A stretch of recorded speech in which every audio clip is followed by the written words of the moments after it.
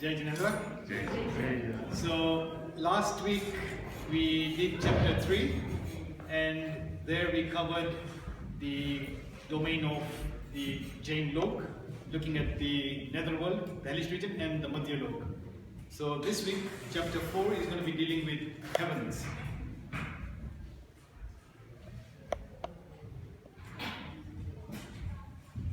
So let me play this.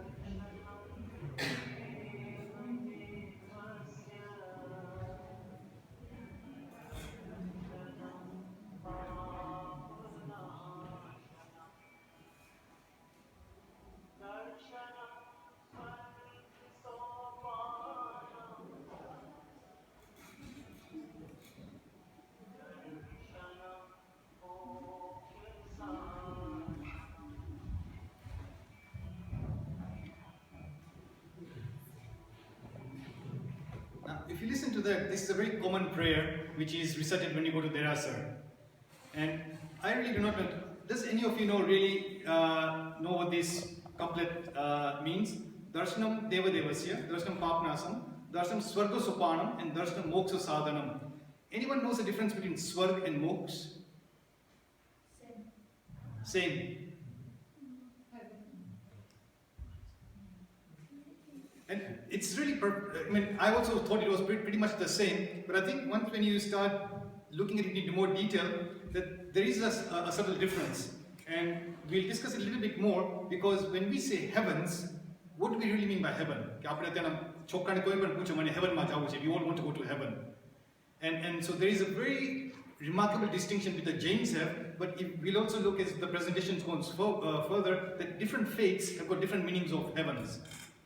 Now, according to Jainism, Swarg is Devloka. So that is where the angels, Devis reside. So that's Swarg. And Moksha is Sitchila. So, and in general terminology, both are considered to be heavens. That we say, heaven, we would generally say, Acharya Maharaj, Guru Maharaj, if anyone has passed away, we generally know that in this time period, people don't go to Sitchila because of this current time period. So mostly we say Devlok Magya. So that's we generally hope if someone has had a very pious and good life, then we think that the next afterlife after this, they would be in Devlok. And so that's Swarg. Now let's look at some of the verses from the Bible. And I think it might be a bit too small to read there, but again if I just read what it says, Matthew 5:17-20, it says, "For I tell you that unless your righteousness surpasses that of the Pharisees and the teachers of the law, you will certainly not enter the kingdom of heaven." So let's ignore what they're talking about in what context, but there is this concept of the kingdom of heaven within the Christian faith. If you look at Matthew 22 and then 29-33, it again says, Jesus replied, "You are in error because you do not know the scriptures or the power of God. At the resurrection, people will neither marry nor be given in marriage. They will be like angels in heaven." Now, I do not know too much about the Christian faith or in this much detail, but now we can exactly see that it does create a curiosity in your mind. What is this kingdom of heaven? Is the Father of God, is that a separate heaven than the angels? Or is it one and the same? And I'm still not clear, but again, it just begs the belief that what is this one heaven or two heavens? Let's look at the verse from Quran. It says, "My people, the worldly life is only temporary. Enjoyment is only temporary enjoyment. And indeed, the year after, that is the home of permanent settlement." And that's it's a Quran verse. And if you remove someone says that this is not from Quran, this is almost very similar to a Jain verse. That it says, "Apni life is anitya, Sharan." That our life is very temporary here, all these sukhs and the pleasures of the material world, and eventually there is something which is going to be more permanent after this world here. So that's quite striking to see that different faiths have got a kind of similar connotation. Again, just very briefly from Egypt. So the Egyptian, in ancient Egyptian religion, belief in afterlife is much more stressed than in ancient Judaism. Heaven was a physical place above the earth, in a dark area of space where there were no stars, basically beyond the universe. Now this is almost very, very identical to the Jain concept. That if you just look at the description of the Jain Loka, we're in the middle world, all the stars and everything up to a certain level, but then the universe, the Chitshila, is way beyond, right at the top. According to the Book of the Dead, departed souls will undergo a literal journey to reach heaven. Aparama package, I think Ketan Bhai had this talk that whereby after our life, there are different turns which the soul takes when you go into your afterlife. So we are actually making a journey, our soul is making a journey. And there could be hazards along the way to deny us reaching the heaven. And what are those hazards? Our karma.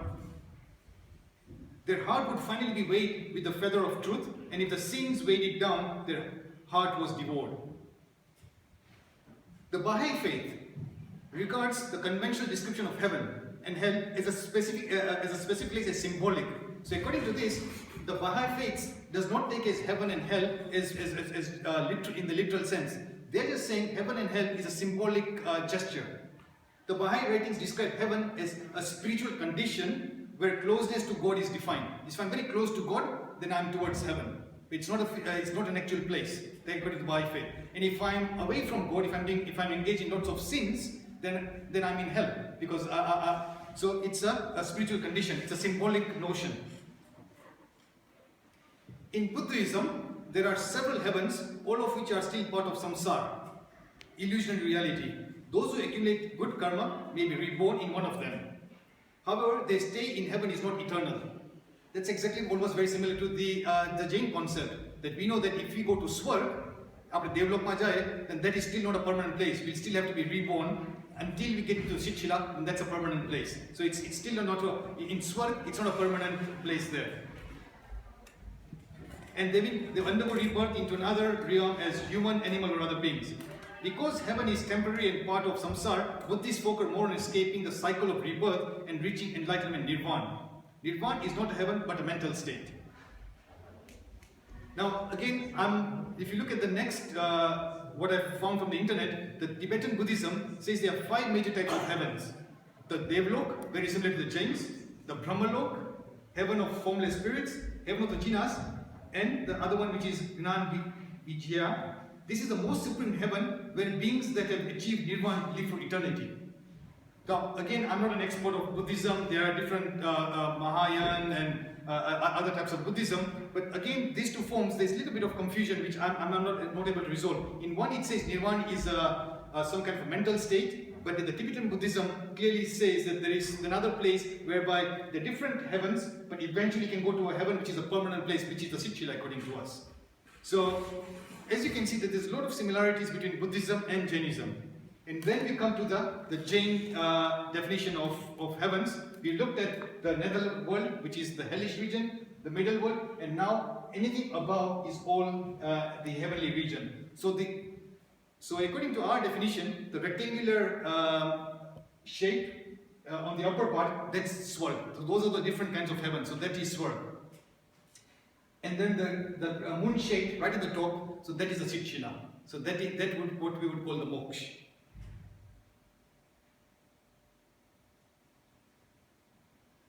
So now we'll start with the chapter 1, Devascha Chatur Nikaya. Now anyone can guess here in the audience that with all what you've been studying in Tattvartha Sutra and just with this verse, can you even guess, or if you were to say decode, like if this couplet was given to you, are you able to decode what is this trying to say? With little whatever knowledge you've got, so even with Gujarati knowledge which you've got, can you break down and try to decide what is this verse trying to say?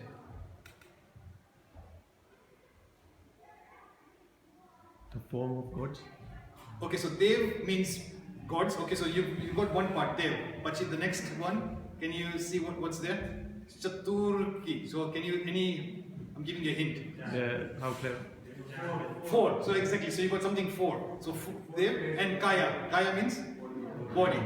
So it's so amazing to know that even as we're going along learning this, that rather than having just pure English translations, it's also so much joyful to start decoding the verses ourselves. And if you got these verses yourself, you can now start making things, this is, I can actually understand what this is trying to say. So what it's saying, celestial beings are of 4 orders or groups of classes. So devas are of 4 types of angelic beings. Bhavanapati, residential, Vyantar, peripatetic, Jyotisk, stellar, and Vaimanik. So these are the 4 types of angelic or heavenly beings one can have. Peripatetic means, if you look through the dictionary, traveling from place to place. Like nomadic, of no fixed abode. And as you go through the heavens, the first heavens, the second heavens, as you go higher up through the heavens, happiness increases, luxury increases, physical strength increases, and movement through the universe increases. So how much can you go through the universe? That all increases as you go higher up the heavens, as you're born higher up through the heavens. Now, classification is almost everywhere. It's there in the heavenly world, it's there in the upper human world. If you look at classifications amongst us humans, you can have people are saying he's in the upper middle class, he's in the lower middle class.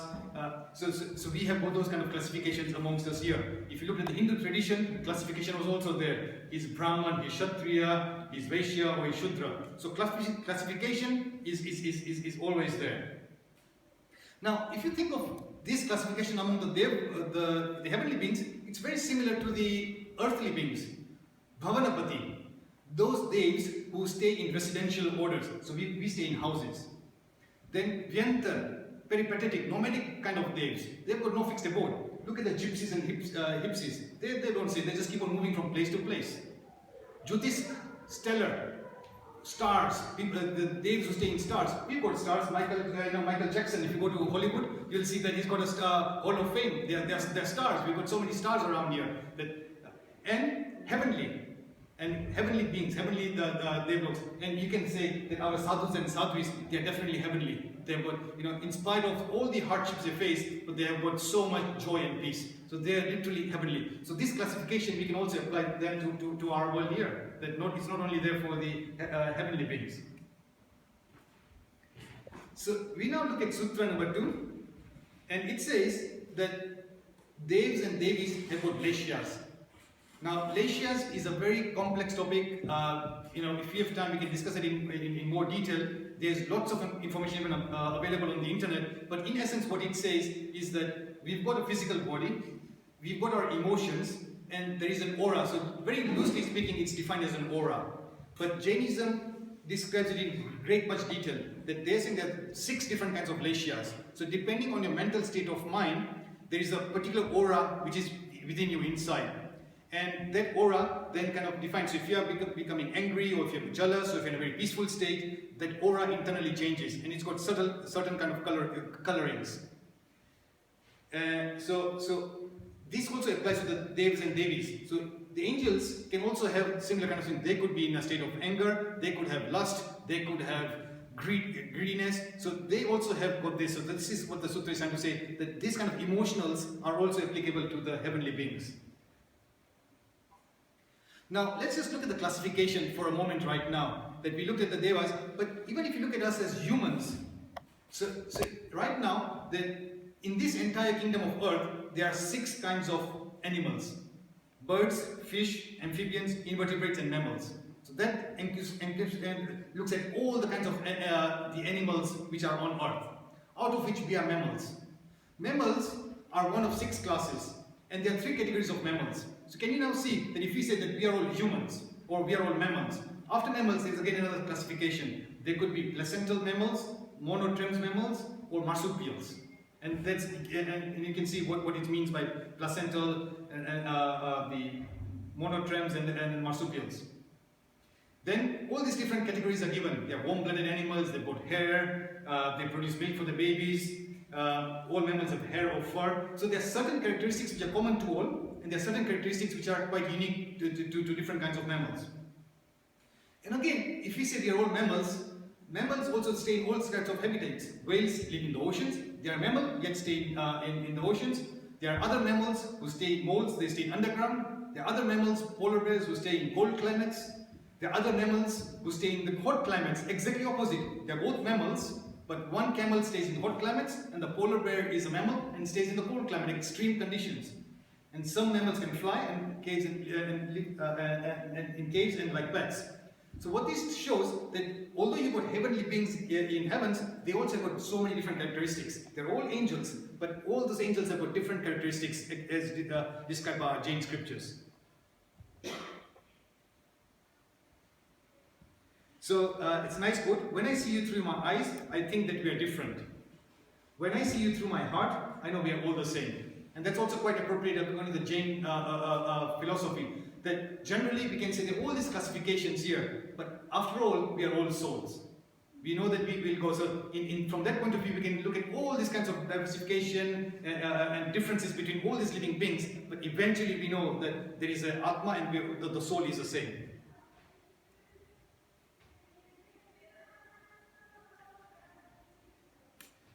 Sutra number 3. Now, what this is saying, that amongst the 4 classes of heavenly beings, there are subclasses. So the residential being Bhavanapati Devs, they've got 10 subclasses.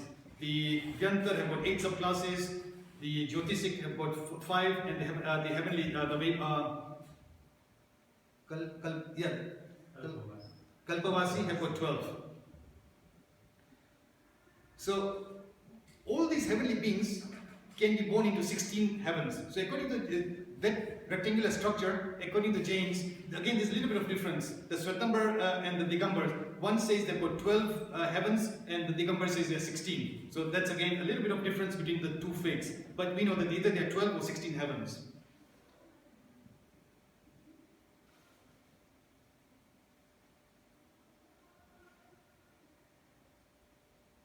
It's also very interesting to know that this classification of different devs is only applicable until this. So if I just show you,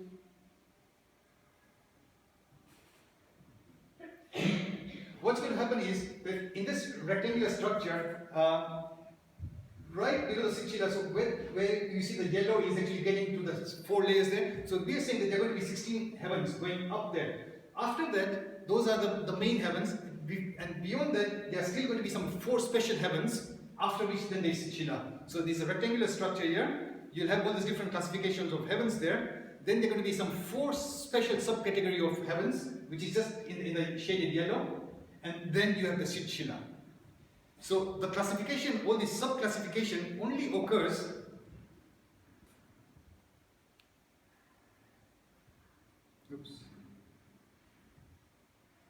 So this sub-classification of all this, the Bhavanapati have got this many classes, only is going to be occurring until those 16 heavens. Beyond that, there is no classification. Someone is born there, they're just devas.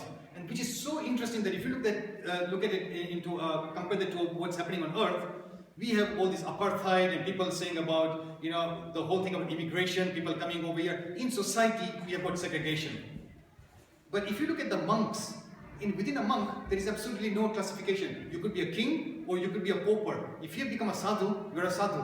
Doesn't matter, there's no hierarchy amongst the monks.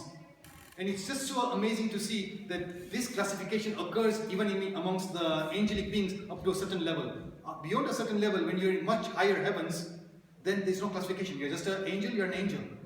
And very, very interesting to see the correlation between them and us here. We've got all this segregation. I'm white, I'm black, I'm this, I'm that, I belong to this religion. But once when you've gone beyond a certain level, no classification.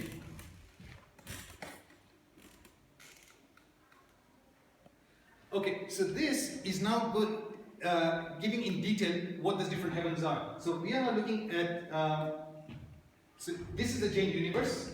We are now looking at the level which is from the middle level going towards up, and this is taking cross section of that. So you have got all the different heavens names given there. So the first heaven is Sudharma, Ishan, Sanat Kumar, Mahendra, Brahma, Brahmottar, Kapista, Dantav, Shukra, Mahashukra, Sattar, Anat, Pranat, and going all the way to 16. So you can see all the way to 16. After that 16, you can see there are 4 other heavens, and those are called Gravyak, Anudish, Anuntar, and Ashtami Prithvi. And after that is that crescent shape, which is Sitshila. And Gravyak actually means neck. So you are right at the neck of the universe just before you're going towards the Sitshila. So those are the special 4 highest heavens, where there is no classification. Now, this sutra says that within the Indras or within the heavenly beings, there are, we talk of different grades. What are the different grades? There is an Indra. So we talk of Indra Maharaj, the all-powerful Dev, the heavenly being. He's a powerful and of supreme authority, like a king. Then Samanik, powerful but not authoritative like Indra, like father or teacher or ministers. So you've got the king. Then Trayas Trins. Okay, so those are the ministers. Samanik means powerful but not authoritative like Indra, so like father and teacher. Then you've got minister or priest. Then Parisad, courtiers. A courtier is a person who attends a royal court as companion or advisor to the king or queen. So you know, like Stephen Bannon, what is he to? He's the advisor to Trump. So he's not the president, but he's one of his inner circle and advises to the king. Atma Rakshas, bodyguards. Lokpal, the police, the protectors of the people, of the Devloks there. The army. So we have got the same division here. We have got the police, which is looking after us, but there's an army, which is going to be looking after the nation. So again, there's a distinction there. Anik, the Prakarnik, the people, the common devs. Abhiyog, the grade of celestial beings who form themselves into conveyances as horse and lion. So we know that they can take different shapes, the angels.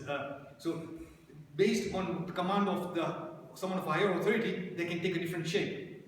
And then the servile grade. Those devas who was born there will just have to obey orders.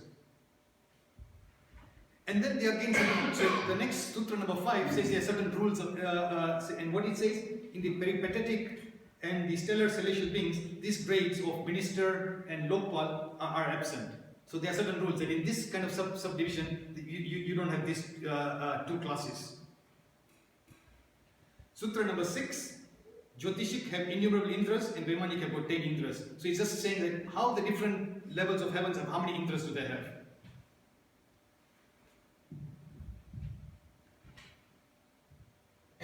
So now it's going through step by step. So we know there are 4 classes of heavenly beings, and it's now just giving the description into each one of them. So now it's saying in Sutra number 7, up to Isan, which is the second heaven, celestial beings, which include all residential, peripatetic, stellar, have bodily, sexual enjoyment like human beings. So now this is talking about the kind of the different heavens, and they have also got that sexual inclination.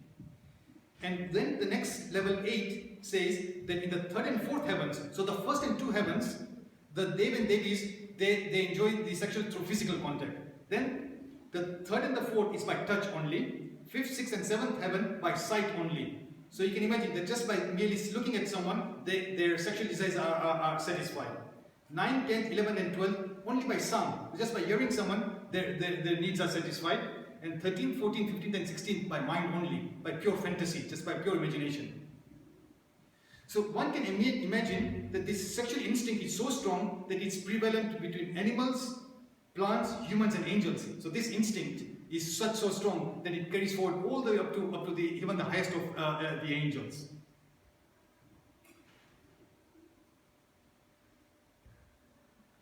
What's also interesting, if you read further and further, saying the nymphs, which are known as the celestial damsels, they stay up to the 2nd level. And again, you can see that how everything ties up together. So if there is a damsel, a very beautiful angel, they can only stay up to the 2nd heaven. But what happens is, they can travel up to the 8th, but they cannot stay to the 8th heaven. They have to come back to the 2nd level. And you can see, if they go to the 8th, it makes sense, because 8 is only by sight only. So there is a beautiful angel who stays on the 2nd heaven. They can travel all the way up to 8. They can satisfy the person's needs there in the 8 just by sight only, but then they have to come back to the 2nd level. So all these kind of rules are actually given in the scriptures. That this angel can stay in this heaven, can travel up to this heaven, and then have to come back to this heaven. The remaining celestial beings are without any sexual desire. So once when you go beyond the 16th heaven, those 4 special heavens, there is no desire there. So any devs born in that special region. So when we look at the after the 16th heaven, those 4 special heavens right at the top, they don't have any desires there.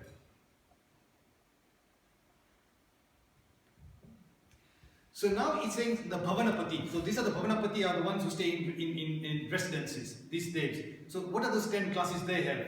So these are the names are given of all the different 10 categories of devs who are part of the Bhavanapati.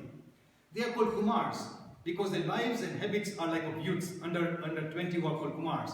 It's amazing to know that this Kumar, particularly in the olden days, the names used to have a suffix of Kumar. Like my dad, he was Jain, but Jain Kumar.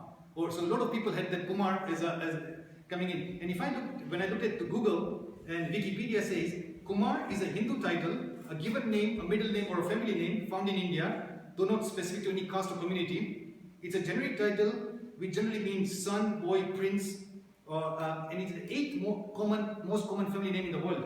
That was quite intriguing to find out that Kumar is the 8th most popular surname in the world. So the Bhavanapati, where do these Bhavanapatis, residential angels stay? These Bhavanapatis, angels, they stay in the first earth. So when we look at the Jain universe, they are really near our middle layer, Madhya Loka, just slightly above the Mount Meru. So they are really in the middle part of the universe.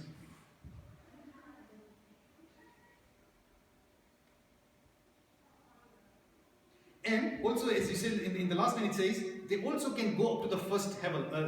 So the Asuras reside in the 2nd stratum called Pankabhag. In the 3rd or lowest stratum called the name, that is situated in the first hell. So the Bhavanapatis are almost in the middle level, can go right up to almost the first hell and just slightly above the middle level here. So that's where the Bhavanapatis stay.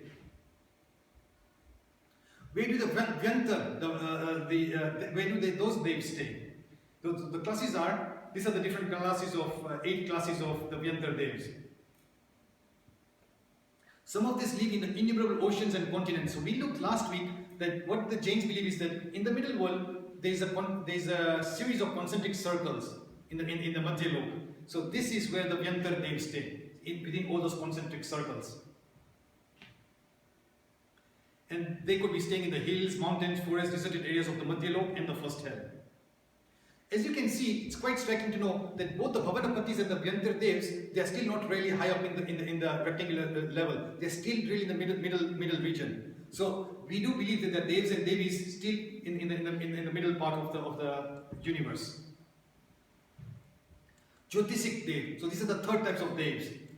What are the classes? The Surya, Chandrama, the moon, the Graha, the planets, Nakshatra, constellations, and the scattered stars. So this is what they call the Jyotishik according to Jains, and they are the heavenly beings which stay in these kind of regions. And where are they found? They are found 900 yojans from the earth level upwards and found in the stellar order of celestial beings. So quite a lot of distance from the middle level. Sutra number 13 says, so now it's saying that we look at the heavenly regions, and now again just summarizing the middle region where we are. In the human regions, the 2.5 drips, so we looked at it last week, that the humans stay in the 2.5 regions. So what they say, the middle region is Jambudvip, that's where we are. So in the middle is Mount Meru, between Mount Meru is Jambudvip, and then after that Jambudvip is the other one which is Dhataki Khan, and then the Pushkara Dvip. So in these 2 islands is where the humans are found. The divisions of time are caused by the movements of the stellars. This is almost very similar to science. What science says that where do we have the division of a day and night? 24. It's because of the rotation of Earth around the sun. We have got this particular time. If you're in a different orbit, the days and the nights are different. So the divisions of time are caused by the movements of the stellars. Outside the stellars, outside the 2.5 dvips, beyond Manusator mountain, in the middle of Pushkar Dvip, are fixed, they never move. So whatever the celestial beings are there beyond, they are fixed, they don't move. So now we go to the 4th and the last category of devs. We go to the heavenly beings, the Vaimanik Dev. Vaimanik Dev are again of 2 types. Kalpopana, born in the 16 heavens with 10 grades, and the Kalpatit, born beyond the 16 heavens, those 4 special heavens beyond. They've got no grades. They are called Aham Indra. Literally, I am Indra. That means all are alike. All of them are Indras.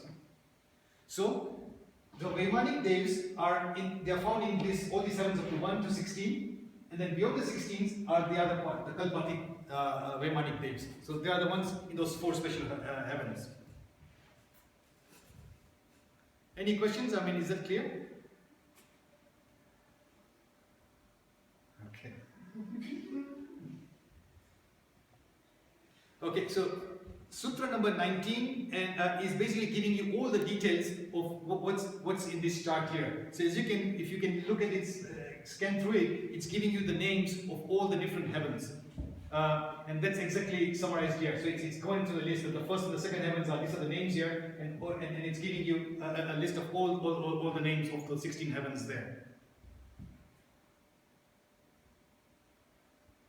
Also, if you look at the last part here, the 16 heavens have got 52 layers, patal.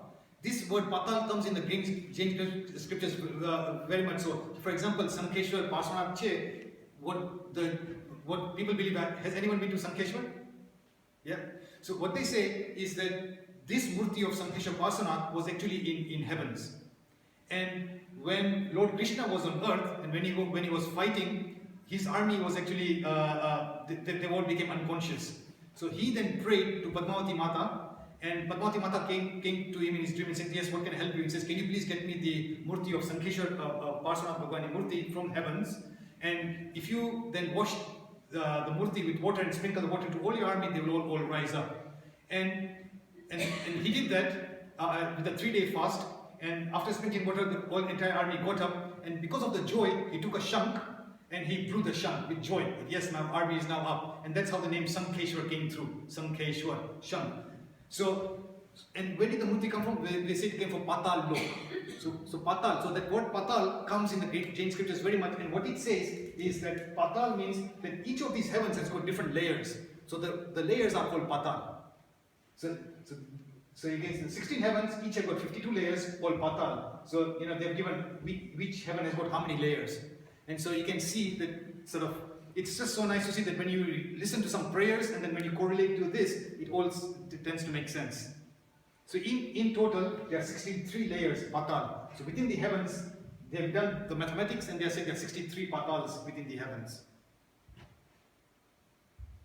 This is a very, very interesting slide here, I find. What it says, as you go higher up the heavens, so from heaven 1, 2, 3, 4, what's going to increase? Age. That means longevity of your lifespan is going to increase. Power is going to increase. So if I'm born in, higher up you want. Enjoyment is going to increase. Brilliance is going to increase. Radiance is going to increase.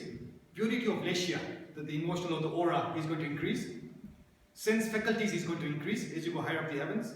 Visual knowledge, all these go on increasing as you go higher up. However, what's going to keep on decreasing? As you go from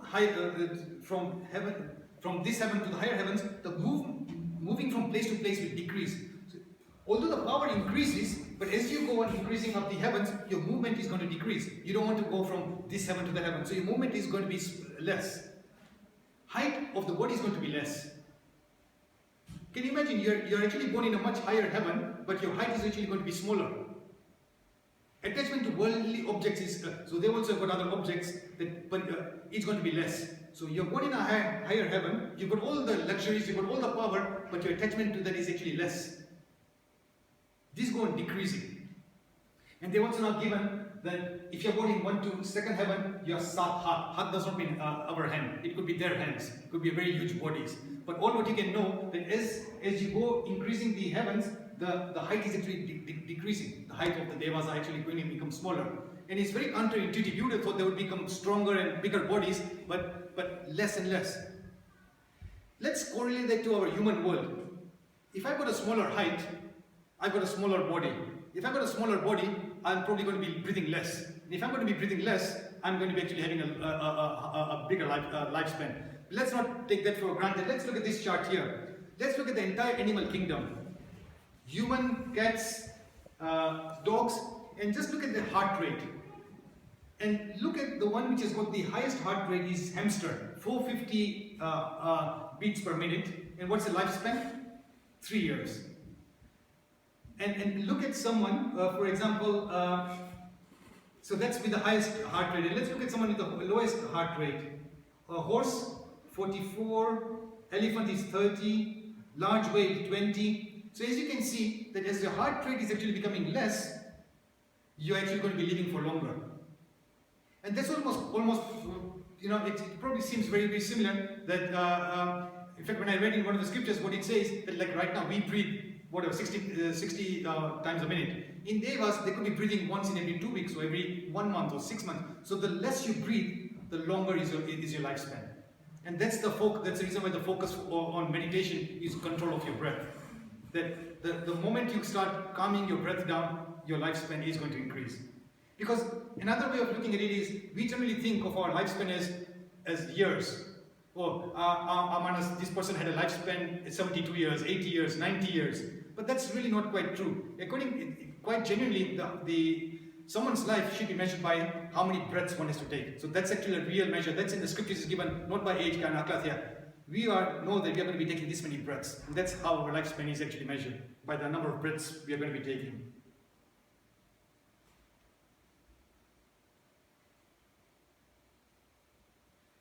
So, Sutra number 22 says that these different angels have got different leshyas. Now, leshyas is auras, and without getting into detail, it's almost very similar to someone taking an MRI scan or an X-ray scan. When they take a scan, the doctors or the consultants can know that if something is dark shaded or something is light shaded, what it is. So someone who has got a knowledge of leshya can know that whether this person is in a very pure state of mind or whether someone is in a very angry mood of positive or negative state of mind. So leshyas are there. So leshyas are applicable to the Deva and Devis. Sutra number 23 says the heavens before we reach the Sichila are called the graveyaks, are called kalpas. Sutra number 24 says the Brahma Lok means, again, they are the Lokantic Devs who stay there. They are in the highest parts of the fifth heaven, and they are so called because the connection with the Lok has come to an end, which means that in the next incarnation they will be born as human beings and shall attain liberation. So there are many of the Devs who are born there, and now the time of the worldly moving in the samsara is coming towards an end. They'll be reborn and then go. And if you look at our Kalpa Sutra, which Acharya Shri is going to be taking, Kalpa Sutra has got so much details of all our 24 Tirthankars' lifestyle. And if you go through this lifestyle, you'll see that so many times, like for example, Bhagavan Mahavir had those many lives, 27 lives. And in so many of those lives, he was on earth, went to heaven, came back to earth, went back to heaven. On one of the occasions, he went to hell, seventh hell, and then again came back. But then, the moment before he was going to go to Sichila, he was obviously, he came from the heavens here. And so we know that some of the Devs who are in Devlok, that when their time is come for liberation, it's one of the last 1 or 2 more births, and then they reach liberation.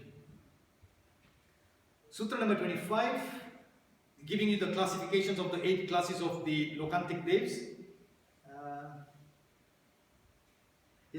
What does it say? The names they are all alike and independent. Yeah, so basically what they are saying is that within this the tubular structure, the rectangular structure, they are the Lokantic Devs and there are different names given to them. Beyond that, there is no classification, they are all alike. Sutra number 26. Yeah, it's saying that those who are born in the top part of the heavenly beings, they shall attain liberation at most after having incarnated as human being twice. So and you can see that once when they're born, they've got no sexual instincts. They are beyond any classifications. They are in a very stable state of mind.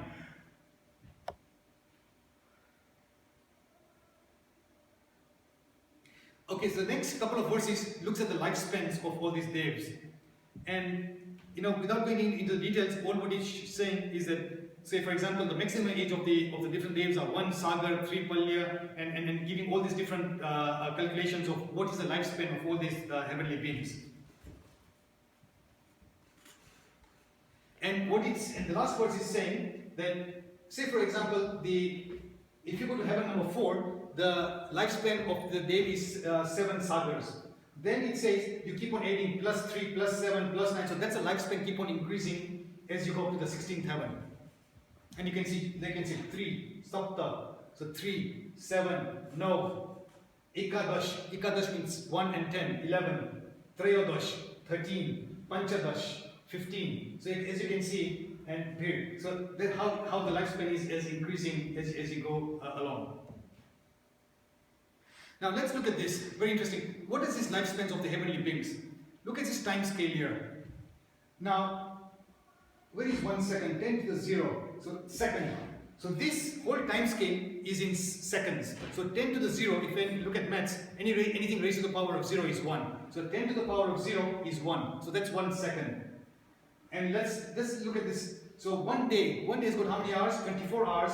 24 hours have got 86,400 seconds. So that's to the order of 10 to the 4. So you can see here in 10 to the 4 day. So day is 30 minutes and it's 10 to the 4. Let's look at 1 year. So 1 year has got 31.5 million seconds. So 1 million is 6 zeros. So 10 million will be 7 zeros. So 10 to the 7. So if you look at 10 to the 7, 6 rutus or seasons, 1 year. So this scale of time is given in seconds. Now let's look at it. What Jains believe, Samay is the smallest unit of time. So 10 to the minus infinity. So when we are doing sports, we say, oh, this person running this many milliseconds. So milliseconds is 10 to the minus 3, the 1,000th of a second. So that's 10 to the minus 3. So we are not looking at subdivision of time, which is so small. 1 millionth of a second, 1 billionth of a second. Even smaller, even smaller until you get to almost Samay. And then it keeps on increasing. Now let's look at on the higher side. So we've looked at the century, we've looked at Purvang, 8.4 million years, Purvas, which is 70.56 trillion years, then Palyopam is innumerable years. So we are now looking at a lifespan. So when we look at the Devs, their lives are in the terms of Sagropam and Palyopam. So Palyopam is innumerable years. It's not even trillions of years, it's going beyond that. And then Sagropams is a 10,000 trillion Palyopams. So these are lifespans which are beyond our imagination. It's very, very large. So as you can see, 10 to the 21 will take you to a Purva. So 70.56 trillion years. So that's just one Purva. So now you can, having so many Purvas, you can now start having combination of those many trillions of years. So it's innumerable. You can't even start counting. You can't put a number to them. That will take you to a Palyopam, and beyond a Palyopam will take you to a Sagarapam. And then beyond that, and then eventually will become one Kal Chakra, one time cycle. So we are now looking in terms of incredible amount of time.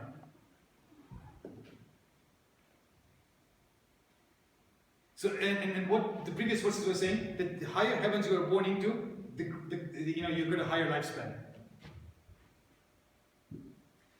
Now, in the context of what we've been discussing right now, can anyone guess what's on that? Why have I put this here and what's the relevance here? First of all, you know what this is? Bhaktamar Sutra. And okay, so any ideas of what's the relevance of this here in terms of what we've been discussing about heavens and time and everything else? Anyone can think? And I've also highlighted something there, so that's a clue.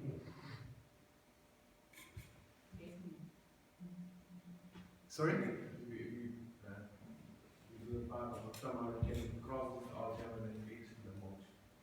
So by reciting Bhaktamar, you can get to moksha. Okay, good idea. Good. Can you go back to the slide where you've got the 16? The 16, yeah, this one here. You're trying to see if there's any heavens called. There is no heaven. There is no heavens called Bhaktamar or Bhakta or anything similar. Okay. The reason for me having this here is Bhakta Amar. Bhakta means bhakti, right? And Amar. Amar means does not die. Mar means die. Amar means something which does not die. So, in this picture, what the first sloka of Bhaktamar is trying to say is that, the Dev Devis are bowing down at Lord Adinath's feet, and we know the Dev Devis have got a lot of radiance, but and the Dev Devis have got the crown. So as I said, Mauli is a crown. Mani Pramana, Mani means jewels. So Mauli means a crown, and all this. So, but when does he say Dev? So we know that this is reference to the Dev. So Bhakta Amar. So what this is trying to say is Koni Jeni Bhakti Amar che. So someone who is going to be doing Bhakti and Amar. And now we can see that Amar means because their lifespan is in such millions and billions of years, so that their Bhakti is Amar. It's almost in a way, it's almost like saying that Jai Loka Ji devotion, Dev Devis Karache. So in a roundabout manner, we can know that Bhakta Amar is referring to the Dev and Devis. Because Amar means someone who is doing bhakti, and that bhakti is Amar. Apne bhakti karsu to 70 years, 80 years, 100 years. Our bhakti is not Amar. But if you are born as one of the angels, and if you're going to be doing, so that means, so that just now says that, and in looking at the time scales which you looked before, so this is now saying that these are Dev Devis. So this Bhakta Amar, just the first word of Bhakta Amar is referring to Dev and Devis. But you know, it's not directly given saying Dev Devi na crown upar ache ni loka pagela gache. It's in a very indirect manner. It's saying that Bhakta Amar, and it correlates very well to know that their lifespans are like huge.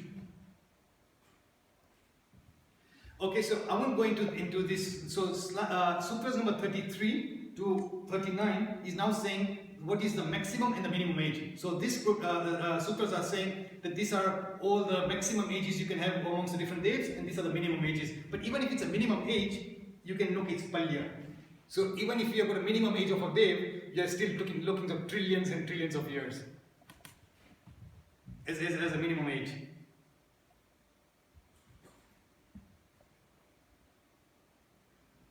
The stellars have a maximum of this, so it's going through the different classifications of devs and saying who has got how many minimum and maximum years. Okay, just let me read this. This is something written by Dr. Kachar.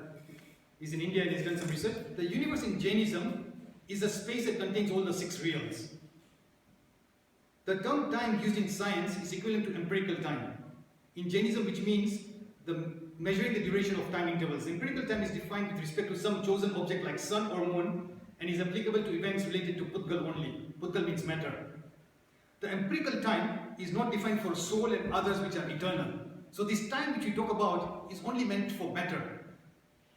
It's not meant for soul. He says so that's the reason why Maro soul when was I born? My soul has always been there, is there, is always going to be there. So soul, Akash, space, who created space? Space has been there, it is there, and it will always be there. So these are eternal entities. There is no question of time which comes to this. And for example, Akash is eternally not coming to being at any particular instant like as is supposed to be in Big Bang theories. In Jainism, the universe is eternal. It has neither been created by a superpower like God, nor did it come into being through any event like Big Bang. Akash is infinite, and our universe called Loka is a tiny spot located in this infinite space. Akash beyond the universe is called Alok.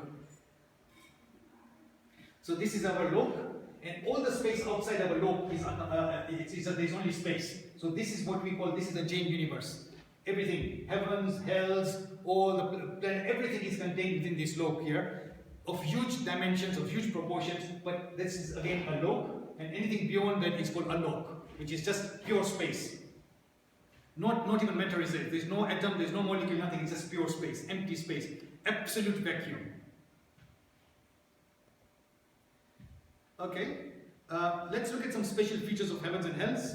Much of the description of heavens and hells given in Jain texts is of mythological nature, but we can perceive some broad views of this lens. So many of you think, who knows, who can believe all these kind of things, but we can, the empyrean celestial beings and the infernal beings do not have a gross body like ours. And that also we saw. We've got an otheric body, they've got an ahara kind of body. They have protein bodies which are invisible to our eyes. Their protein bodies are composed of special kind of 4-touch matter known as ahar vargan. Such bodies do not require water and oxygen for living and solid lands for supporting them. So they can move around freely in the heavenly beings. They don't need earth to support them.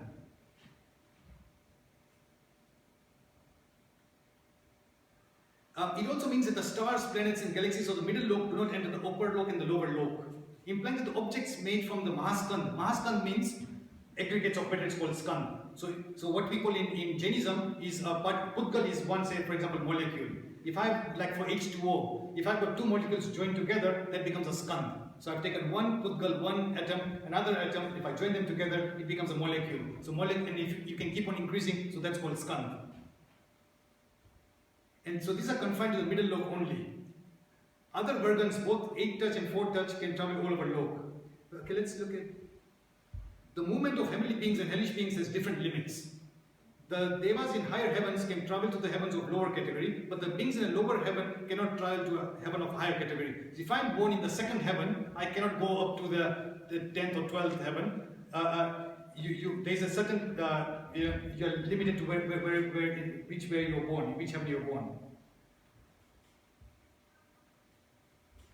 The Empyrean beings are supposed to live on Viman. So what we believe is that the Devs and Devis, they have got certain kind of celestial plane that they stay in. That plane has got of utmost brightness. Many of you might think this is almost like a UFO, that like a very bright light kind of thing. Who knows? And they can move freely in space like clouds. The infernal, the hellish beings are supposed to live in holes or cells, small. What is he trying to say here is their movement is very limited. So what this doctor is trying to say is that if you look at the heavenly beings, whatever is the environment there, it's conducive to movement. If you are born in a lower region, the movement is restricted. You are staying in very small places. And so he's making a very interesting note. It is interesting to note that the positive upper lobe and negative lower lobe constitute an electrical system of cosmic scale in the thrust nadi. So he's trying to say it's almost like an electric charge that within the system. That negative in the low region is a negative, like for example in Earth, we've got a north pole and a south pole. So he's trying to use this kind of knowledge, saying that there's also perhaps within our entire universe. Anyone guess what this is? Ranakpur. And why have I got the picture of Ranakpur here? We were just there last February. The story goes that Shah built this temple, and in his dream, he actually got a dream saying that why don't you build a new temple in the shape of a celestial plane, a Viman. So he dreamt that the Devis, all those angelic beings, have got a special plane they travel in, and we just talked about the Viman, so the old Devis stay in a Viman. So he obviously had an image in his mind that I have to now build a temple in the shape of this celestial plane. And this Viman which he dreamt of was called Nalini Gulma Viman, the most beautiful of all the celestial planes. So obviously he had to translate his idea to the people to say who can create this what I've dreamt. And eventually out of many people he actually found someone called Depak. And Depak says yes, that what you described to me, I can actually create a temple for you in exactly the same dimensions. Then they went to Rana Kum, who was the ruler at that stage, and saying, can you please give us some land because we want to build a temple. So Rana Kum, and that's why the name comes Ranakpur. So Ranakpur actually donated the land to them, saying, yeah, this is the land, build your temple. And this was around 1400 AD. And so you can see that this plane, this temple has actually been built in the shape of what he dreamt as a celestial Viman, a celestial plane for the Dev and Devis. So we can see that perhaps that the shape of them could be such grand in this shape here. Okay, anyone knows this prayer here? It's come. If someone looks at the Panch Pratikaman Sutra book, does anyone know this sutra? No? Okay. Before explaining to this, I think it's very nice. I'll recite the sloks and then we can.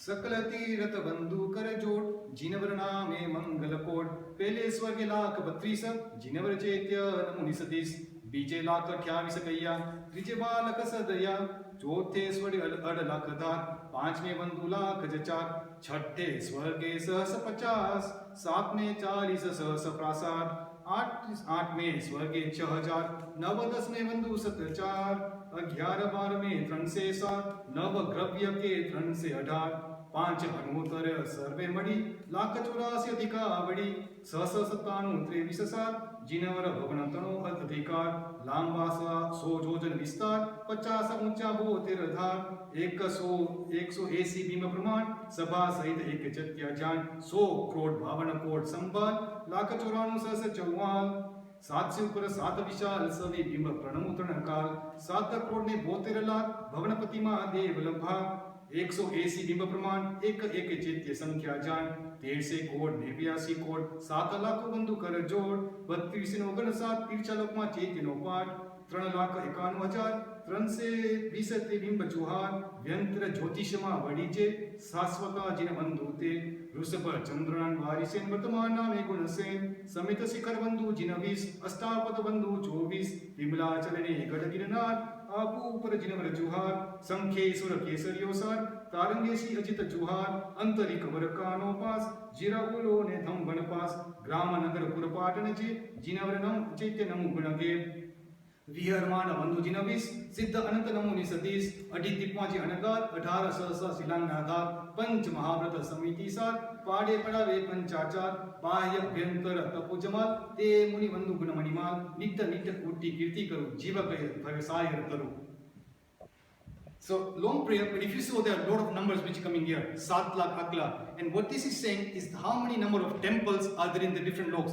7 lakh bandhu karajo. So if you look at the English translation, it's in the interest of time, it's giving how many temples are there or how many murtis of Bhagwan are there in the different heavens. So I obeisance to 50,000 temples in the 6th heaven, 40,000 temples in the 7th heaven.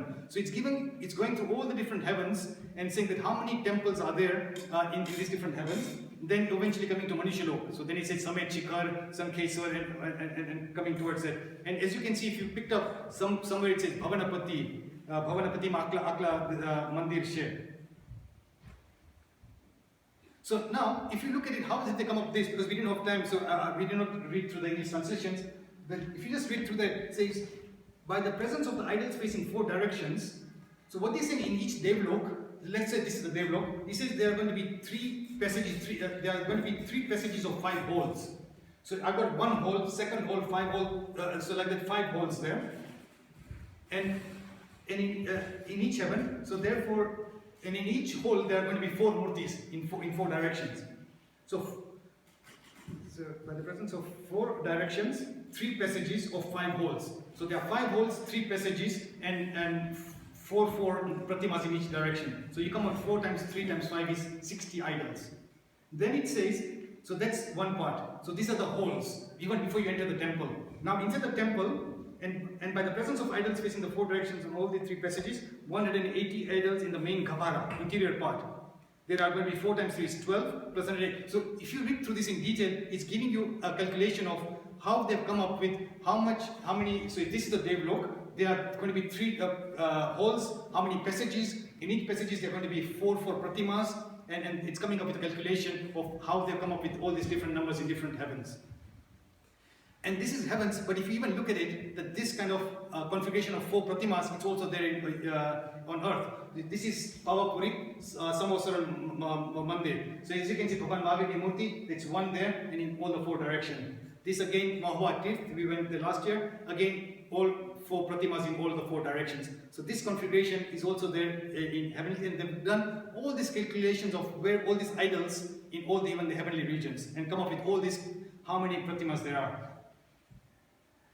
So I think coming towards quickly towards this, and this all seems very science fiction kind of information here. We'll say, who's proved it, who's seen this. So if you don't believe in it, as I said, mentioned last week, if you don't believe in it, then take this to be like, Harry Potter, J.K. Rowling. Someone has been such a creative enough to come up with all these kind of descriptions, rules, and everything, and appreciate that, that this is just an amazing science fiction story. But if you do believe in this, then it's a way of saying that, that if I want to cross through all my gunasthans and everything, that there's a lot of message saying that even if I'm born in the Devlok, I'll have all this power, strength and everything, but then eventually you really, even they've got a hierarchy that if you're born in the highest of heavens, then you're peaceful. There's no classifications, there's no other desires. So that's something to aspire to. And what is very important, Vandittu Sutra, when we do Pratikaman, Vandittu Sutra is very common, and there's a verse which is 33 verse, which says, Iya loe par loe, jiviye marane asansapoge, pancha viho ayaro ma majja ujja maranante. At the time of death, I don't want these 5 things. Let me be blessed that at the time of death, I don't not want, and what does it say? Let me not have at the time of death these 5 types of violations. Activities or desires of this world, iya loe. Lokna, all the pleasures, and I don't want to have the desire, I wish I could be born as a billionaire, I wish I could have done this. At the time of death, I don't want to have the desires of this one, iya loe, par loe. I do not even want to have aspirations and I wish I was born as a Dev and I've got huge powers. So I do not want things of this world here, the desires of this world. Parloe, jiviye marane asansa poge. Life and death and pleasures of the other world. And what does it mean by pleasures and life and death? It's very commonly said that sukh avete jivita mainu, dukh avete marana maichu. If we have got happiness, so you always feel, I wish my life can be extended another 50 years. I wish I can live for 900 years. Because there's all happiness all around you. So you want your life to be extended.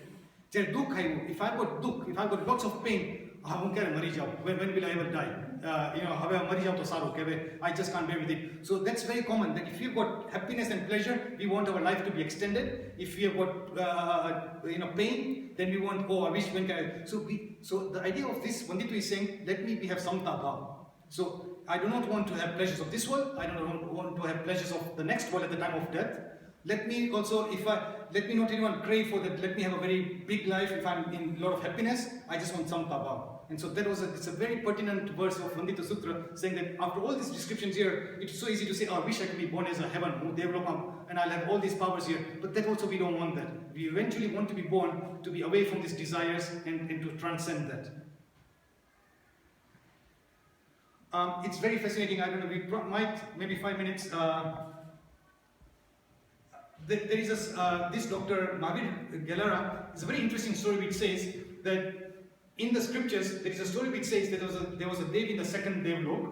He went up to 8th or 10th Devlok, and then he was in a chadi khadi. He was trying to irritate someone. So that Dev of the 8th Devlok got very angry. He says, I'm now going to show you something. He must have leashed a weapon for him. I'm now going to show you a lesson. So all of the second Devlok, he actually got scared. Wow, this guy is more powerful than me. So he wanted to turn back. Let me go back to my second heaven.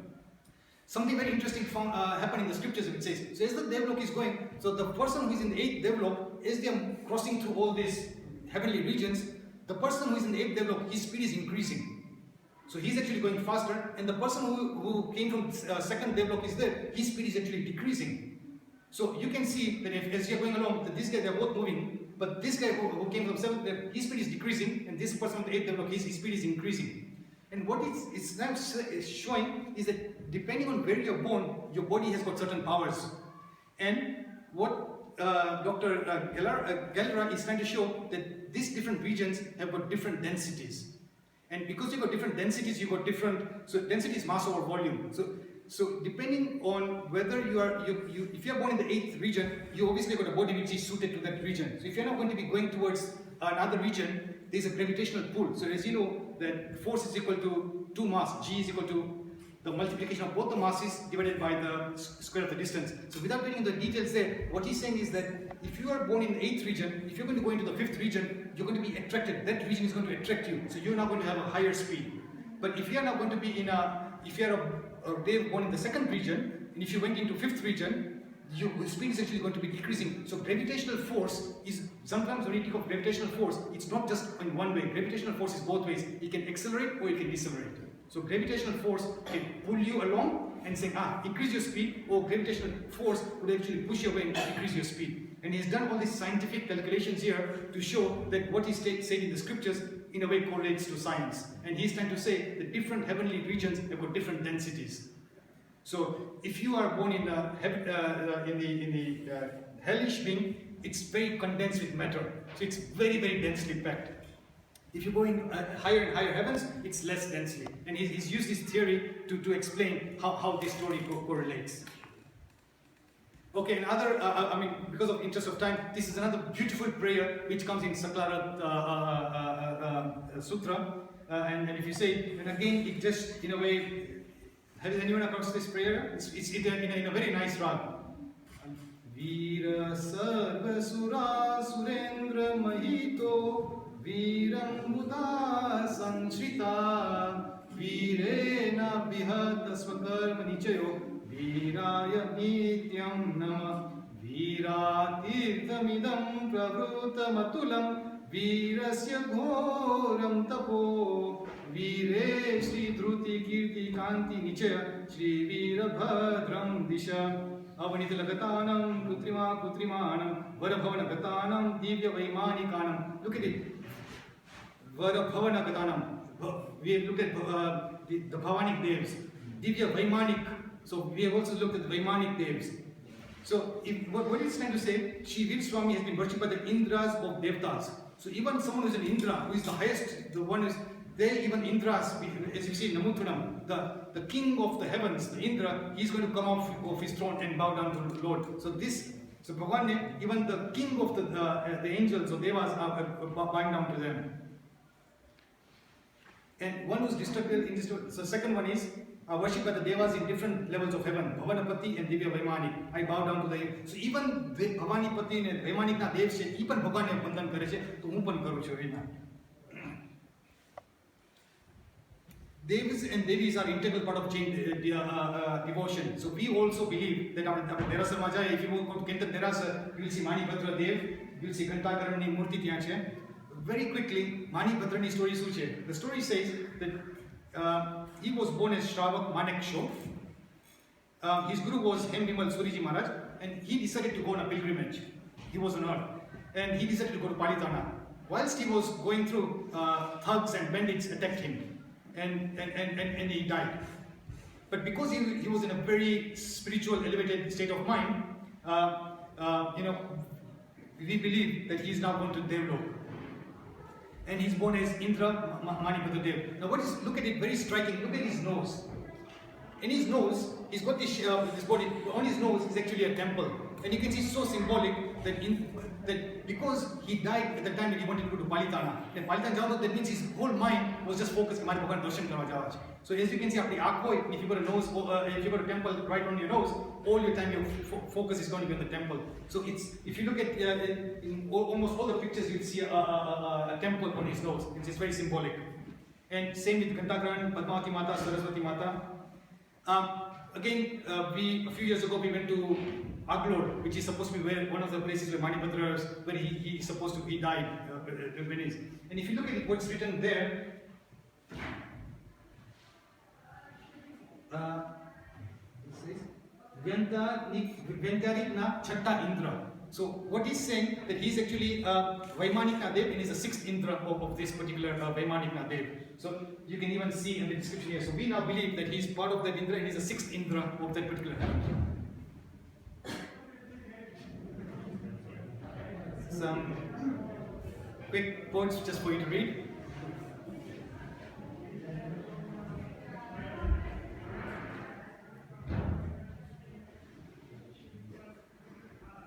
Just to end one thing, the last one is Zoroaster. Taking the first footstep with good thought, the second with a good word, and the third with a good deed, I am in paradise. Zoroaster, the first verse of Tattvartha Sutra. Samyak Darshan Charitrani Moksha Marga. Good thought, man. Samyak Darshan Charitra. Good word, Charitra, and good vachan, and then good deed. So it just sort of correlates.